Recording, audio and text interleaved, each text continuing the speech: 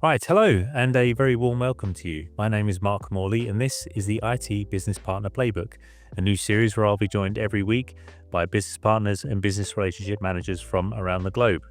In each of these episodes, we discuss the daily habits of our guests, the challenges they face, the successes that they enjoy, and the relationships that they build. The aim of the series is to provide support and guidance to a growing number of people who are tasked with building a bridge between IT and the rest of the business. It's an issue many organizations continue to face, despite the fact that technology is quickly becoming the engine room of almost all businesses. In today's episodes, we have something a little different lined up. The BRM capability has seen a huge growth in the Latin American region over the last few years. So the number of Spanish-speaking business partners we're connecting with is increasingly rapidly. When we spoke to Bruna Collado back in episode 5, she was gracious enough to speak with me in English. But since that episode, I've been really hoping that we can invite Spanish-speaking guests on to speak in their home tongue, but not with me. Like many English people, I only speak one language, and I don't do that terribly well. So I've asked my guest today, Miguel Cockburn, if he could step in. So Miguel is our BRM trainer based in Peru. He's had about 20 years experience as a IT business partner, so he knows far more than I do. So I know our guests will be in safe hands. So Miguel, can I hand over to you for an introduction, and then I'd love to talk about your BRM journey, some of the experiences you've had, and then some insights you'll be able to share with your own podcast series. Thank you, Mark. Probably I will be bore you, right, with talking a lot about the BRM journey. Actually, as you said, I am a IT regional director with more than probably now 30 plus years in the industry, and probably the last 5 years focus on the BRM capability development, especially in Latin America, right? So, but I started as a normal engineer, right, in my early years as an infrastructure manager for several years in a global multinational company. And then starting in 2001, I was assigned as an IT manager for a specific business unit in that company. And it was very interesting, right? Because the BRM Institute was created in 2013.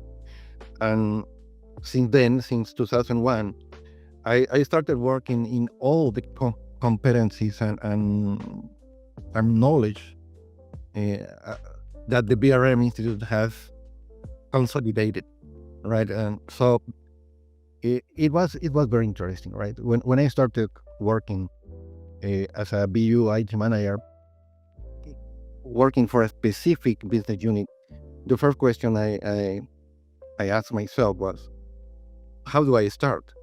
Right? When you come from the infrastructure world, right? Talking about servers, focusing on efficiencies, how to manage budget, and then you move to working close to the business. It's a completely different world, right? The focus is not on servers, on managing budget. It is on making business, on making money, having your customers and clients happy, right? That you can deliver on time and you can deliver on promise. And that's a completely different world, right? So you are part of a technical area, right? Your technology area, but you need to worry about how we make money, how we work. So my first step was to start learning the business. So I cannot help the business if I have no idea what they do. So the first thing was to identify who was who, right? My network. No, this person is important. I need to talk to this. This is the manager, and that was very, very important. And it was also my key in my previous role, right? When I started only internally for the IT world, I started doing the same, and it was funny because I like to know a lot, right? I like to learn, And so I need to know everything. I need to be perfect. That probably I'm not sure if that's good or bad, but it helped me a lot to grow in the company. So I started working on that area, focusing on who was who, having meeting with them, traveling.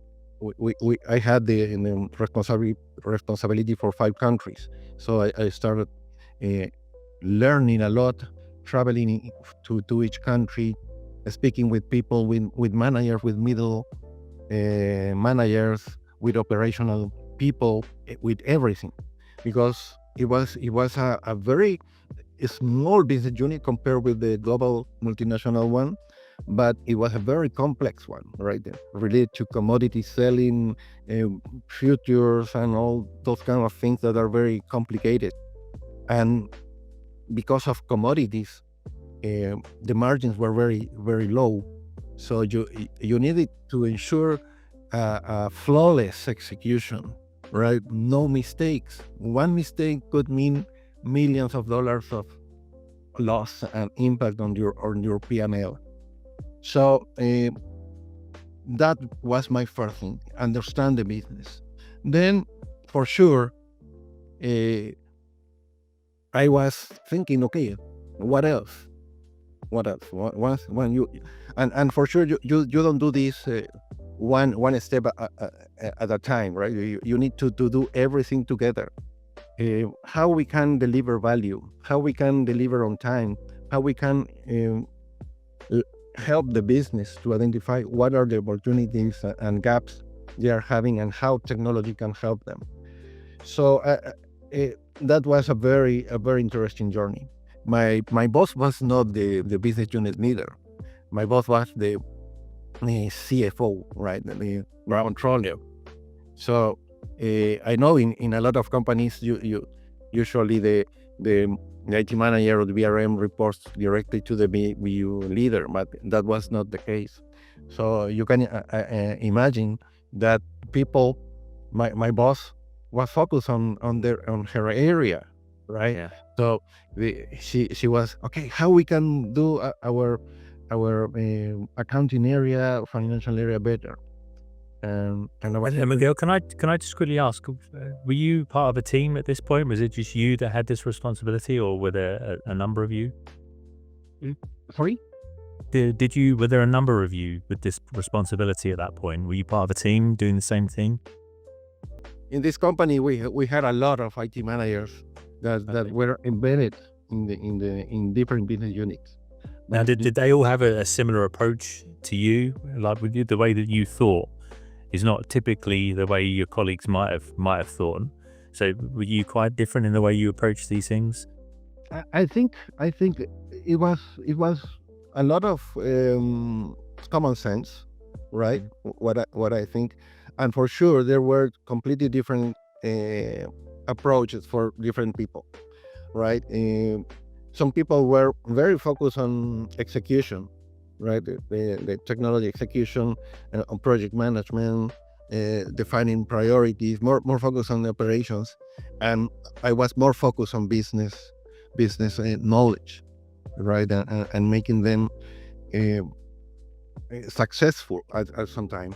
And on the other hand, it was interesting that despite my focus was on business, we had a lot of technology gaps that we need to close and to fix. So uh, my role was like an individual contributor, right? I had no people reporting to me, so I had to work with a lot of different areas in different countries to have our projects and our initiative working. And it was a very very interesting journey, because at the beginning, despite my title, right, business unit IT manager, people were thinking that I was the VIP help desk, right? Oh, Miguel, I don't know why my monitor is not working. I don't know why this thing is my mouse is not working. I was thinking, okay, I can help you for sure, but that was not my role. But I I, I knew that I needed to be very political, probably, right?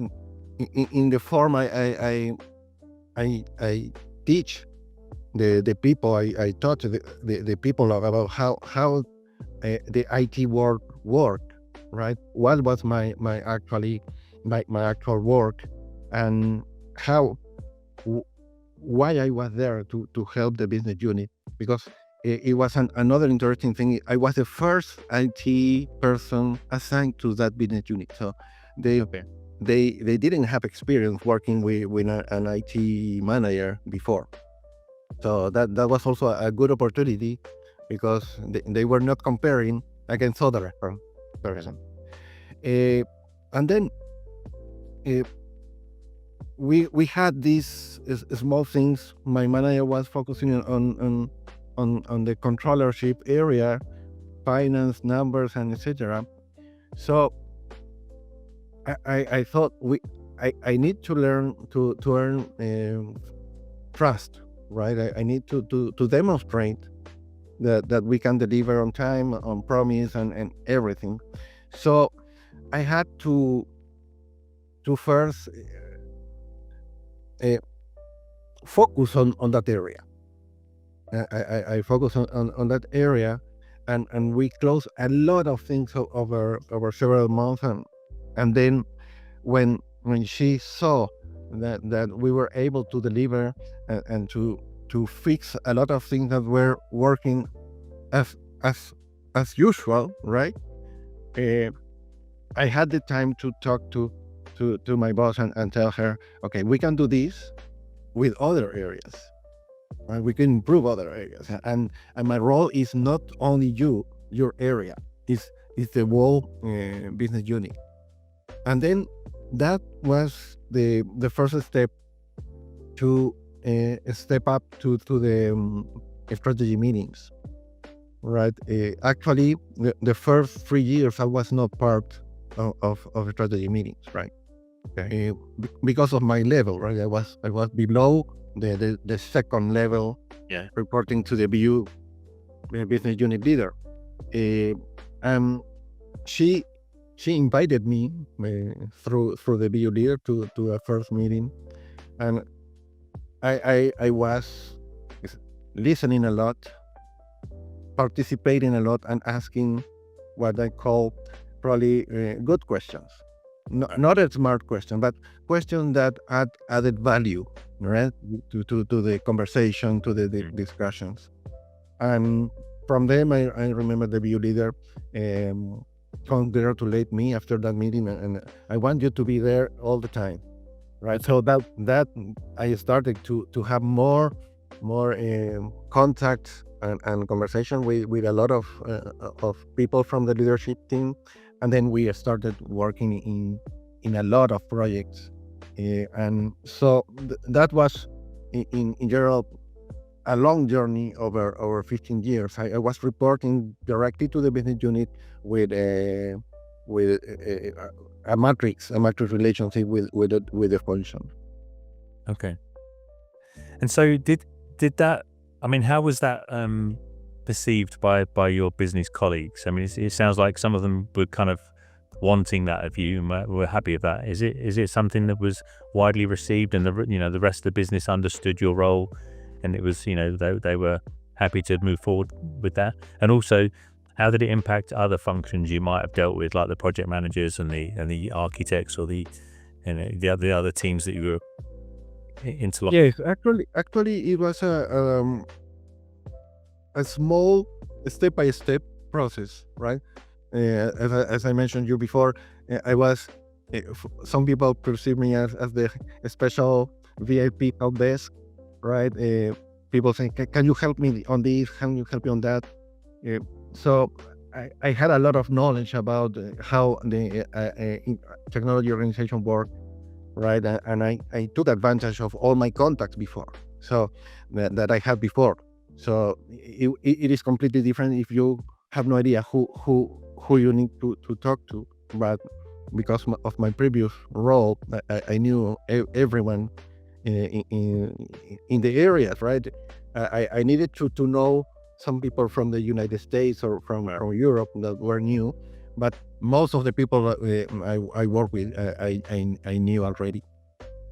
So uh, the business people, we had a lot of people focusing on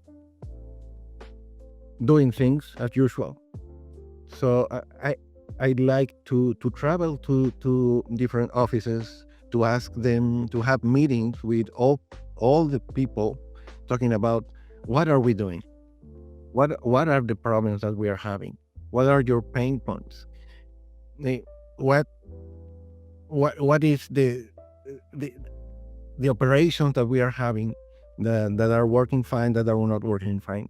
And it's very interesting that a lot of people work the same way, and they have no idea that they can ask, this is not working fine. Right. Right. So I was thinking, why are you working this way for so many years? Yeah. Because I think it is the right way. Yeah. And don't you think there is a better way? Yeah. Yeah. So why you don't bring this to the table? So I had always a mindset of continuous improvement. So Yeah. I like to do things better and better and better. So this helped me to connect with people, saying, okay, Miguel is not only an IT guy.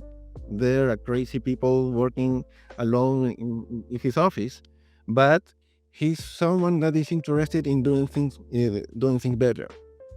And based on those kind of questions, those things, we were able to identify a lot of ideas and opportunities Okay. to improve our business. I can tell you that we had a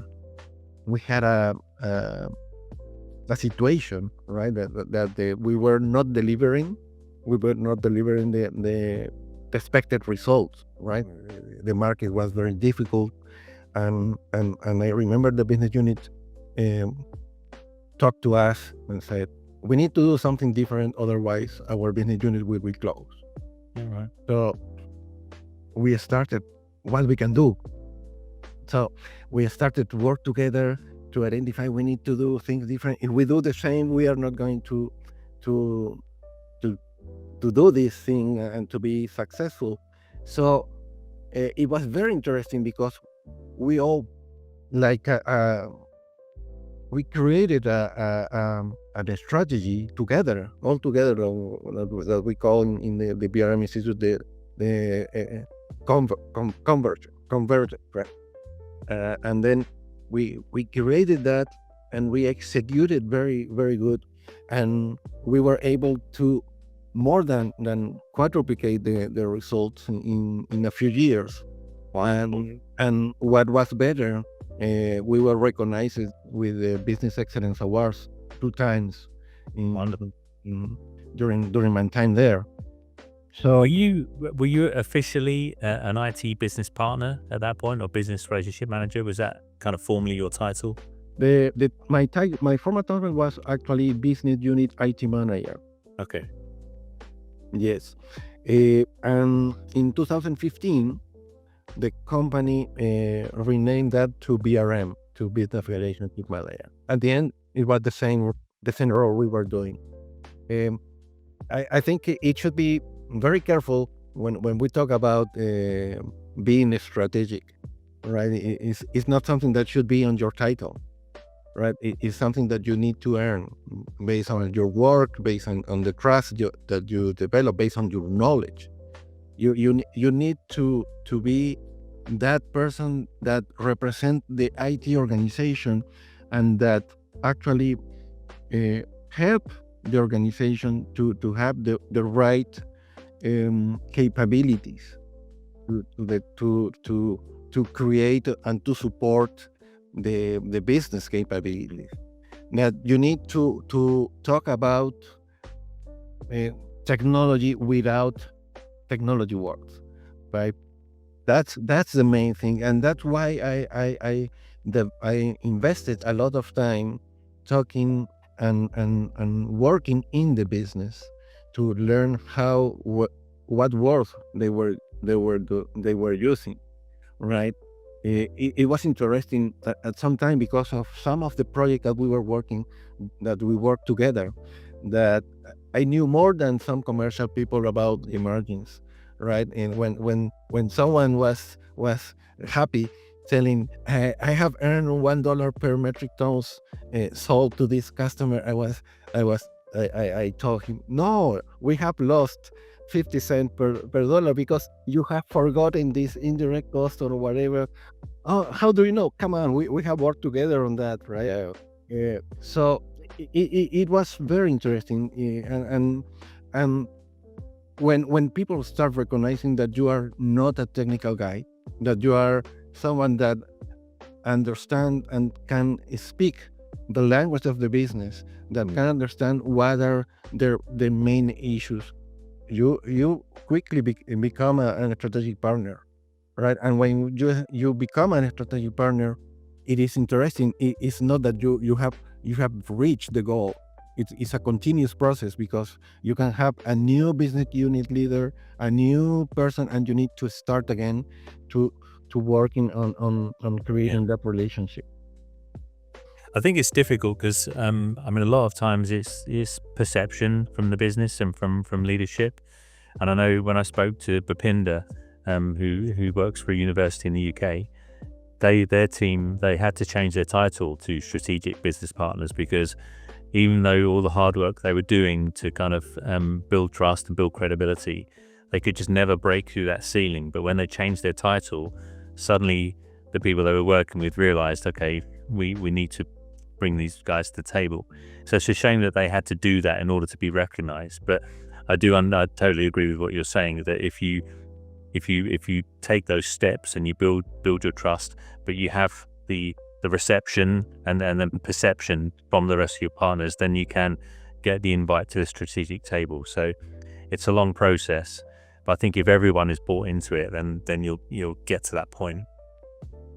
Yes, I think the main problem is that most of the companies and most of the leaders, right, CX levels or mid managers, still have the idea that the IT area is a operational area, right? That it is just focused on support, and if an internal provider, right? I hate that term, internal provider, right? Because at the end we work together. Every area has something that gives to another area or receives from another area, right? And that doesn't mean that you are an internal provider. That means that you are working together as one organization to deliver what is important, the business objective, the strategies that are very well executed, and you need all things. So I had some funny conversation with some leaders. Hey, Miguel, can we reduce this budget on the IT? Yes, we can. Okay, can we do that? Yes, but you are going to lose these services you are using. No, keep it there. Okay. Can we reduce this? Yes. Okay, but you are going to lose these. No, keep it. So we review all the list of our services and programs that the business unit were using, and at the end they told me, Miguel, let's keep it the budget as it is, because that's what we need. And that's the main problem, that people talk about price, right? It's too expensive. IT is expensive. And we need to change that to the conversation. Okay. Yeah. And the first question, sometimes I also told them, okay, let's power off the data center. Yeah. Man, are you crazy?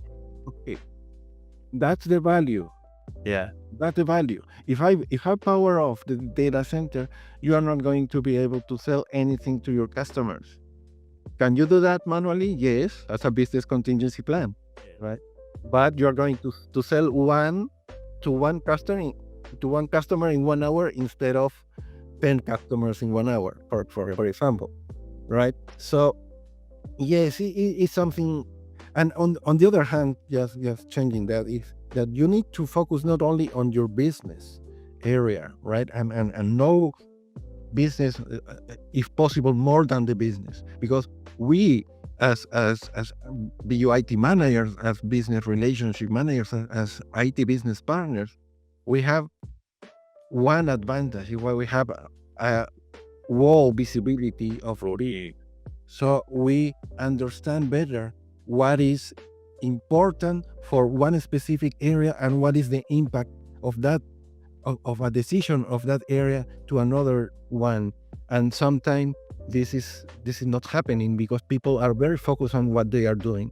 So you need to take advantage of that knowledge, because you are going to make sure that everything works together. That's on the business area. On the IT area, you need to work with a lot of people. You need to work with project managers, with business analysts, with developers, with enterprise architecture people, with today probably with product owners, product managers, etc. And I have seen also some companies saying, okay, we have now agile teams, we don't need BRMs.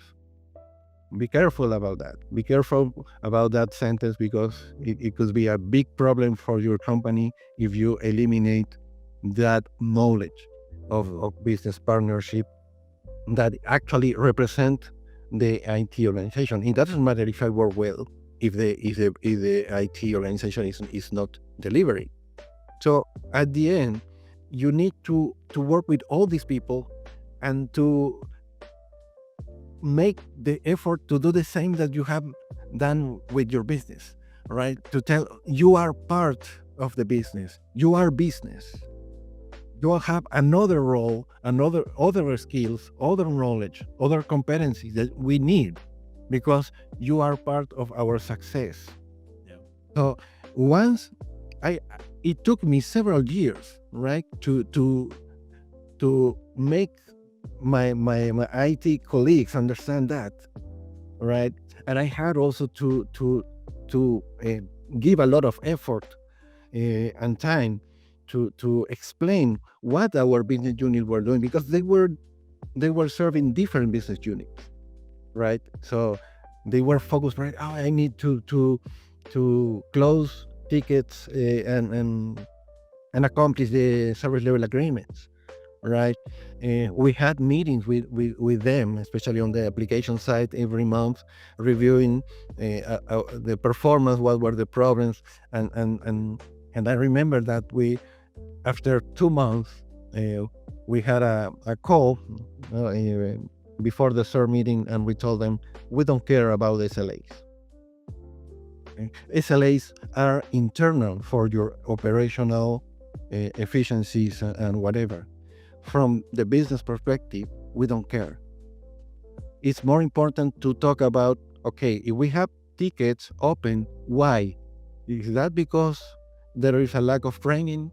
Is that because people are doing things wrong? We need to update the documentation. Is there a problem in the system that continuously happens, and we need to focus on that? So those were the conversations that were for us much more important than showing that we have created SLAs, right? And the other thing important is that sometimes people, again, focus on budget, right? Budget is just a reference. Budget should not be your definition as a stone that you need to invest during that year. Is that a reference? Because other areas like finance or etc. needs to know how they are going to obtain the money, right? To run the business. But at the end, during the year, things happen. Priority change. A new project can be more important than another one that you didn't have idea that it should be there. So Yeah. yes, it's a an interesting journey. I love it. I love it. Yeah. It's interesting the budget focus versus the investment focus. I mean, I come from a finance background, but even then, I mean, this is going back a few years, but it was always every year you do the budget, and then if people came in under budget, then everyone seemed to be happy. But there wasn't this focus of what are you spending the money on and why, and could we be spending that money better elsewhere? And if we could, then let's stop spending the money there. And this is the thing, the frustration, and I've seen this a lot, since I got involved in this world. That there's still too much focus on budget, and it's projects will roll along, and they'll be delivered, and they might be on time, and they might be on budget.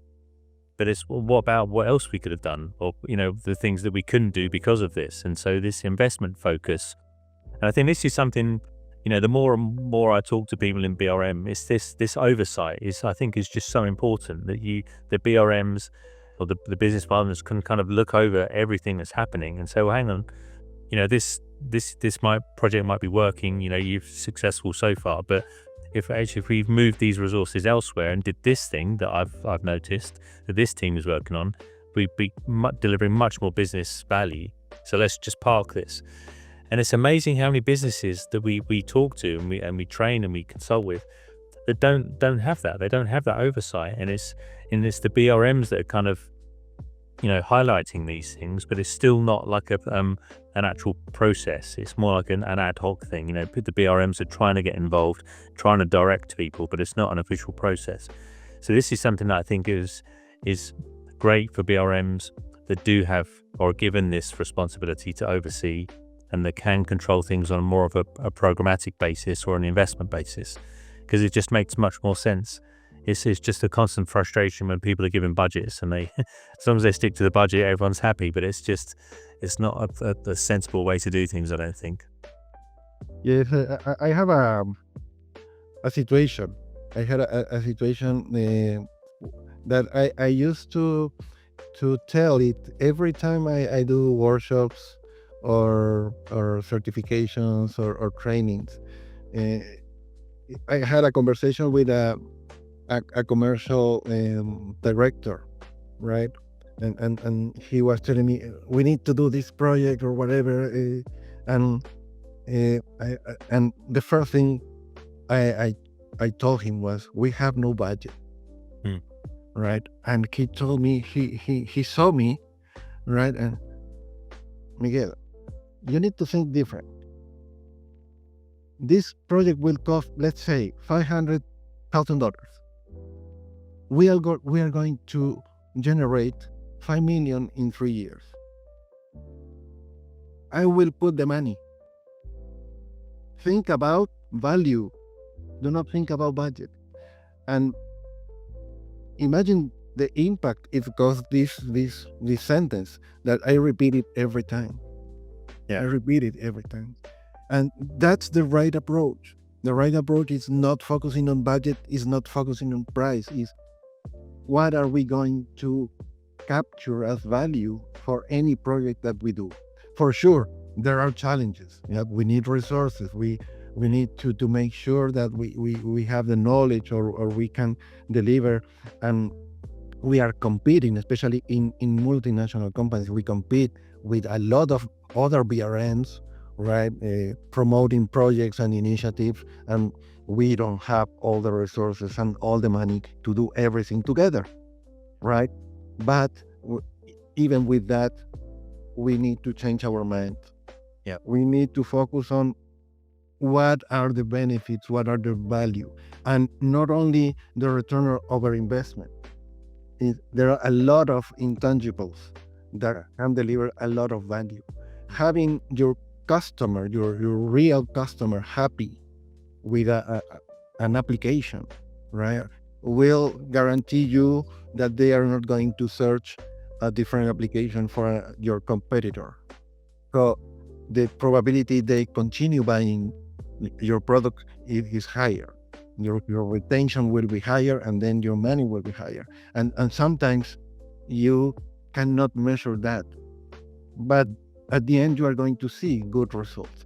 So again, if there is something that I would recommend any BRM is focus on value, focus on business case, focus on investment, right? And what are the benefits that you are going to deliver? If the benefits are higher than the investment, do it, because business will invest where they have money. Commercial people have that mindset, and we need to think as business. We need the money to Yeah, be successful in a private company. exactly. I think it was Brunner that said that you must always be curious as a business partner, and I think that lends into, well, people, you have to be the one to ask why. And you mentioned this earlier, that people do things just because that's the way it's always been done, which I can't stand. And it's I can understand why people do it, but me, I think it's because I'm naturally lazy. If I start to do something, rather than just keep doing it, I want to know why I'm doing it. So I'll either stop doing it and see what happens, or question, can it be done a different way? But I think this is something that the BRMs are good at doing, is asking the questions why. Why are we doing this? You've been doing this project, you've been doing this process, why?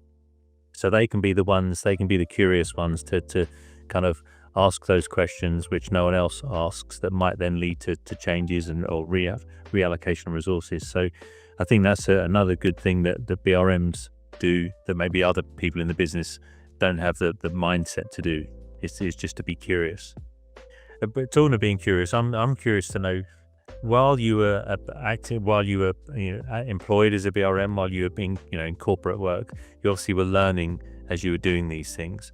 I'm wondering, have you learned much since you stopped, since you moved into training? So you obviously gathered all this knowledge while you were in the role, but now you've moved into training and consulting.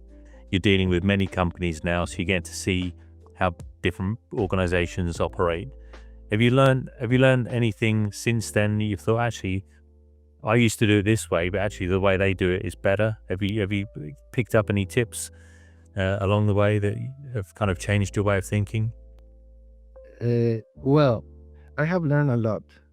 I think when I teach, I learn more than when I deliver. And the students, yeah. Right? It's unbelievable. Yesterday, I had a very, very interesting class with 8 people. So I learned from 8 people, Mm. right? They learned from one, and I learned from 8. So it's very interesting. I think we talk about relationships, right? In the BRM world, in the relationship thing, and it is interesting that some people has contacted me and has asked me, Miguel, are you an HR people or person? No, I'm not. I am a technology guy. But you talk about people. Yeah. Yes, because people are the ones that moved companies, Yeah. right? And we need to create relationships. So Mm.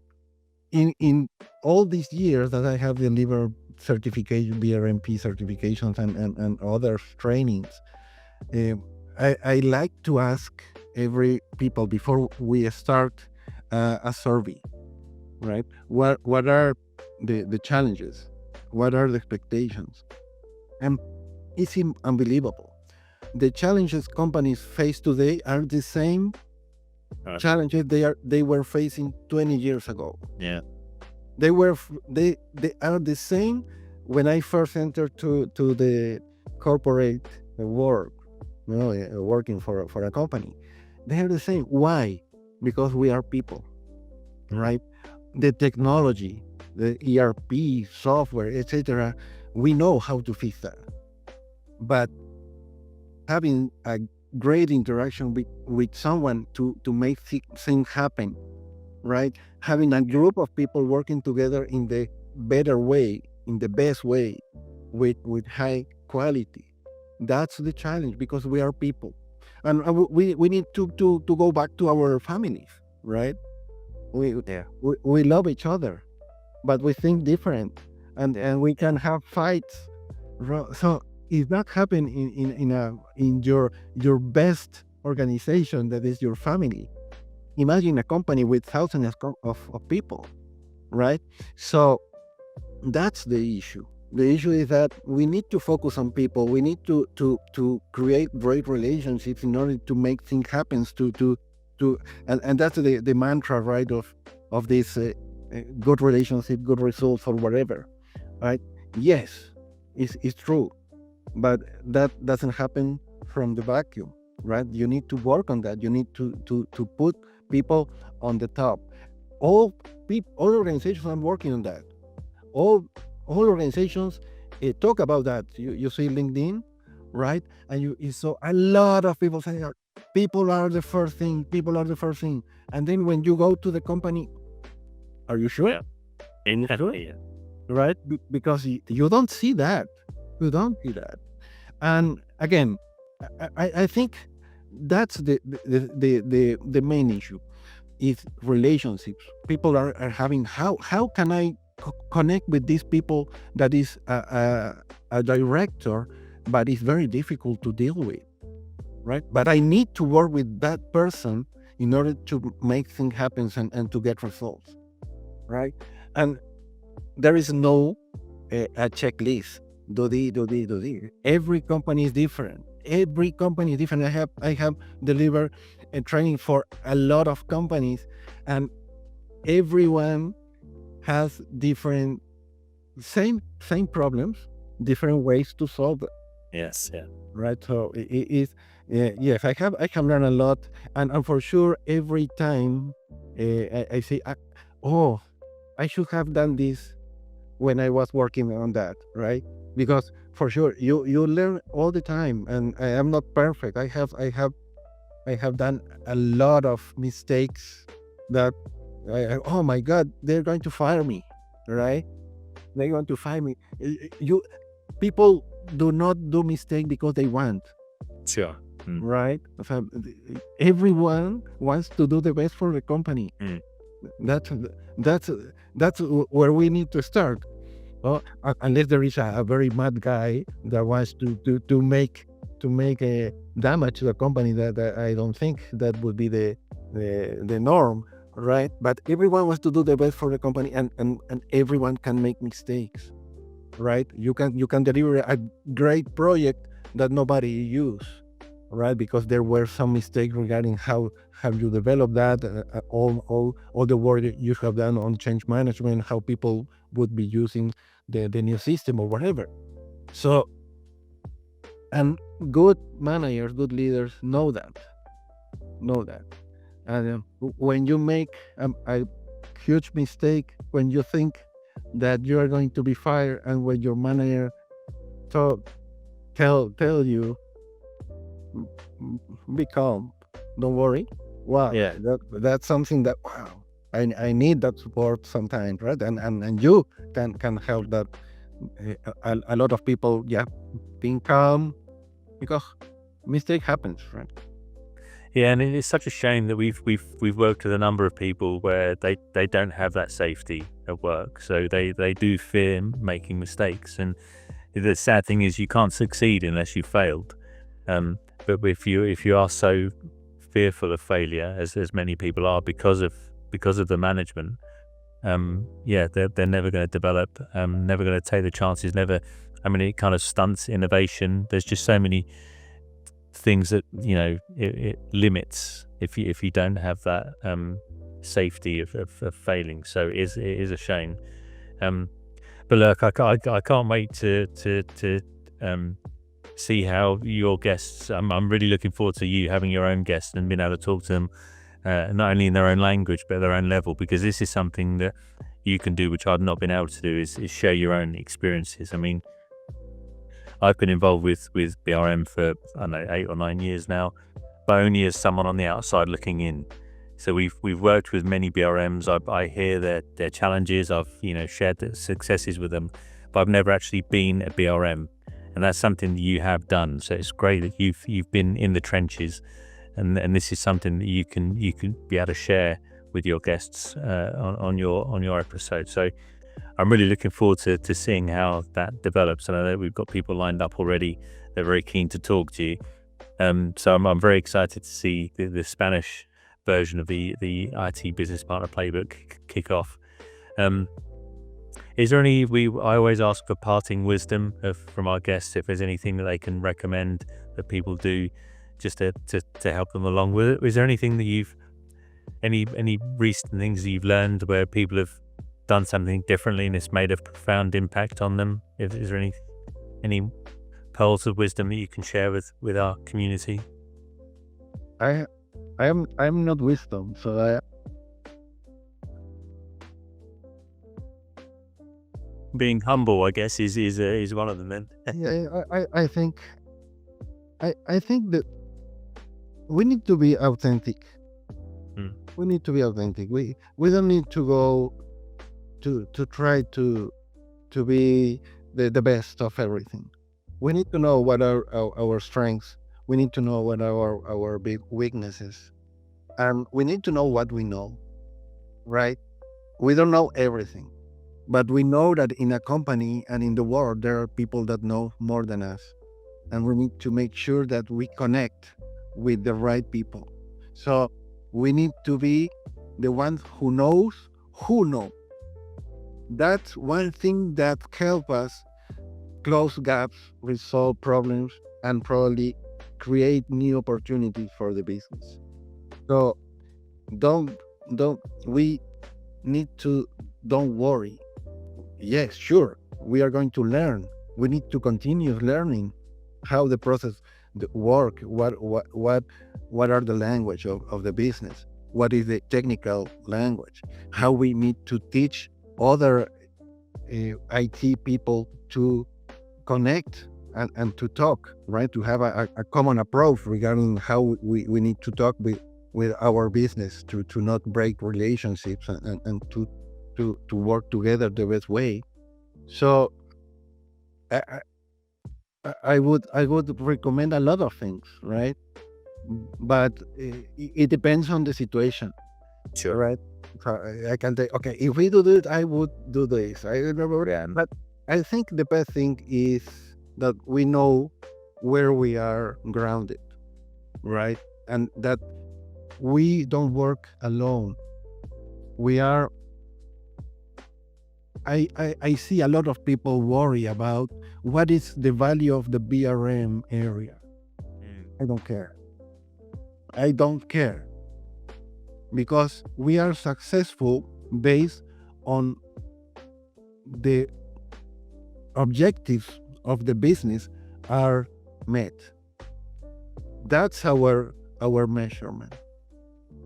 If they ask you how does this role contribute, I would say, if that role does not add value, shouldn't be there.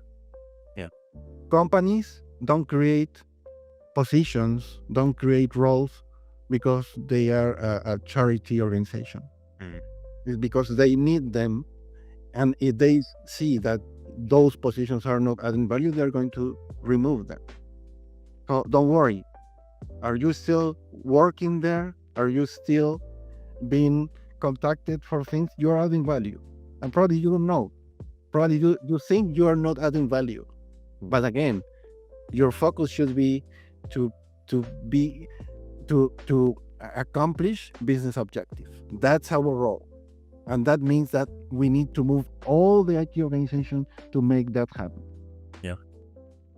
No, that's great advice. And as you were saying earlier, every organization is different, every person is different, so it is difficult to have a cheat sheet to be able to say this is how it works, but it's you have to assess everything differently. But having that mentality, I think, definitely helps. It was interesting you mentioned ego. I think it was Delizu here in South Africa was saying that you can't come to this role with an ego.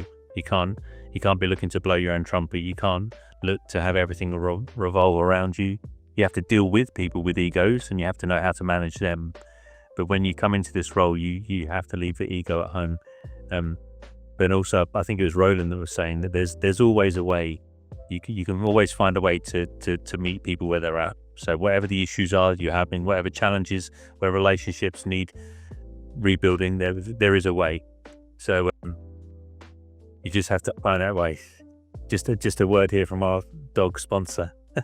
You hear a bark in the background.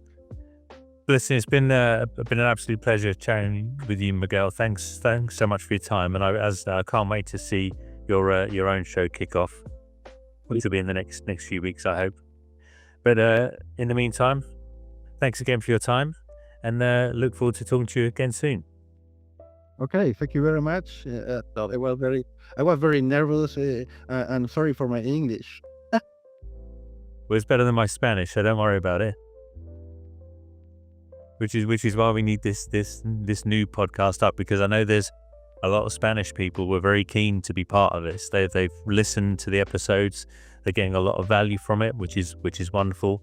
But they're a little bit nervous to come on to an episode because their English just isn't quite good enough, to talk at length. So I promised that we'd find a way, and fortunately, you are that way. You've been it's been the work that you're doing in that region has been wonderful. The work that you've been doing with the Institute has obviously been widely recognized and regarded. So it's wonderful now that you can kick off this next way of supporting the community. So I'm really looking forward to it. And I know this LinkedIn group that you've been building, which is growing and growing and growing, I'm sure there'll be a number of people within there that will be happy to spend time with you on these episodes. So I really look forward to that. Yes, and what is more important is I'm going to continue learning a lot, right? So because it's not the fact that I speak. I need to listen. I need to listen more. So thank you very much for the opportunity. I'm more than happy to start this new journey. For sure, I will learn. The first podcast probably will be, but Finding your way. everything that we do will be in better and better. And thank you again for this opportunity. I'm more than happy to be working with you and Gary, and that's something that has fulfilled my life, right? And working very hard to make this relationship management acknowledged in the region, in Latin America, in Spanish. It's a long learning journey, but people are starting to understand. But we need to be there. We need to be present. We need to post and the podcast approach method would be a great opportunity to continue growing this great capability. Thank you very much. And I think so. And it's I mean, as we've discussed, it is a critical capability, and the fact that we have household names, big multinational companies utilizing it, there must be value in it. So I think we just need to do a better job of shouting from the rooftops with our hailers to spread awareness. But okay, well, thank you again, Miguel. Thank you. Thank you.